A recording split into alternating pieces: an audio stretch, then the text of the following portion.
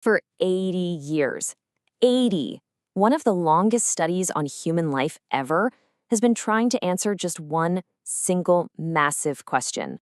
And that question is, what truly makes a good life? I mean, what's the real secret to being healthy, happy, and living a long time? Well, the Harvard study of adult development decided to find out for real by tracking hundreds of people over their entire adult lives. Now think about it. If you asked most people today what they're working towards, what they're chasing, you'd probably get a pretty familiar list, right? I mean, we're constantly bombarded with this message that to have a good life, we have to just lean in, work harder, and achieve more. Things like wealth, fame, career success, status. We build our entire lives around hitting these milestones. And it makes sense, because they're measurable, they're tangible. We think that's the stuff that's going to make us happy. But after all those decades of research, the Harvard study found that nope, those are not the things that actually predict a long, happy life. I mean, for over 80 years, these researchers collected everything. We're talking brain scans, blood work, countless interviews. And across all those generations, all the different careers, all the different backgrounds, one thing, just one thing, stood out way above everything else. That's it. Robert Waldinger, the director of the study, put it perfectly. The quality of our relationships predicts the quality of our lives. That's the big takeaway. The clearest message from this mountain of data is that good relationships literally keep us happier and healthier. The people who stayed connected, they lived longer. Their minds stayed sharper. They bounced back from tough times better. And this is the key part. This isn't just some fuzzy, feel-good idea. It is a biological imperative. So let's dive into that, into the biology of connection. Because our need for other people, it's wired right into our DNA. It's not a nice to have or a luxury. It's a core piece of our survival system. Okay, so check this out.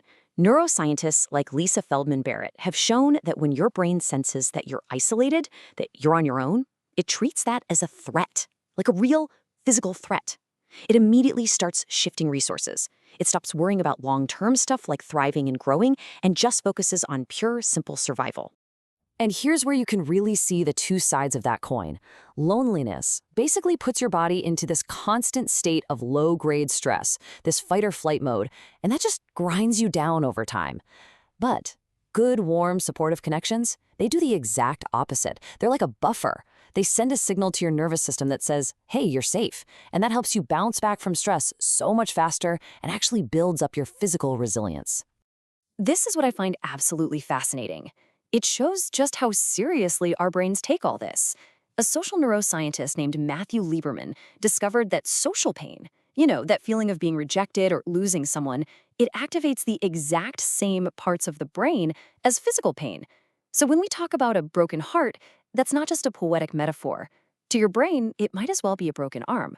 And it all comes back to our evolutionary wiring, right? For our ancient ancestors, getting kicked out of the tribe, that was a death sentence. There was no way to survive alone. So our bodies developed this powerful alarm system for isolation. And that alarm is still running in us today. Which brings up a really important question. If relationships are this crucial, how in the world do we keep them strong when things get tough? All right, let's talk about a skill that might be one of the most important of all, the art of repair. Because here's the secret. The quality of your relationships isn't about avoiding conflict. It's all about how you navigate it. I love how psychotherapist Esther Perzel puts it. She says the whole idea of a relationship without any conflict is just a total fantasy. And she's right. Any long-term relationship is going to have friction. It's going to have misunderstandings. The real difference between a happy couple and an unhappy one isn't if they fight, it's how they come back together afterwards.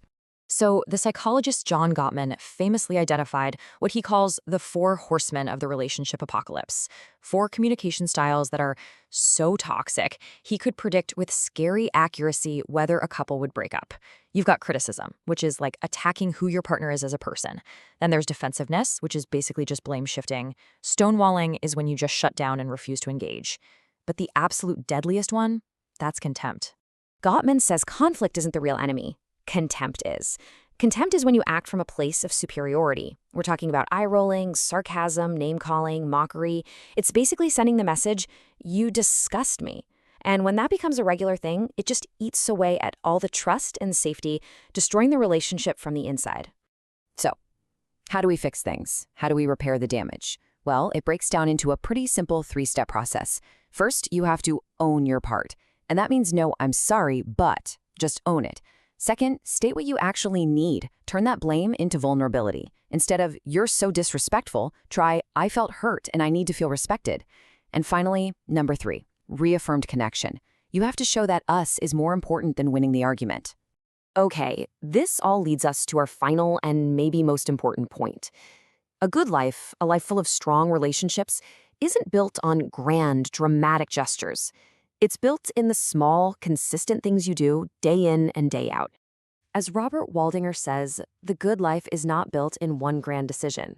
It's built in repeated, small moments of attention.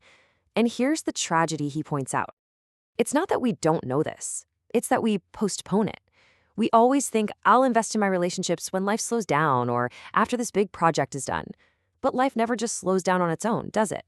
The change only happens when we decide where to put our attention. So what does this actually look like in real life? Well, think of these as little 5-minute habits for a good life. Try having just one conversation a day where you are fully present. That means phone down, no multitasking, just listen. Or create a little daily ritual to check in with someone. And I mean, really ask, how are you? Not just as a greeting. You could also practice going first. Send the text, make the call, be the first to apologize. Another great one, join a group. Build connection right into your routines so you don't have to rely on motivation. And finally, practice giving yourself away. Just serve, encourage, and listen to someone without needing to make it about you. In the end, it really comes down to this powerful idea from Viktor Frankl, a psychiatrist who survived the Holocaust. He said the good life isn't some trophy you win. It's not a destination you finally arrive at. It's a practice, an ongoing, moment-by-moment practice of choosing where you place your attention. It turns out it's not about what we collect or achieve in life. It's about who we connect with and what we nurture. So the only question that really matters is, who are you going to invest your attention in today?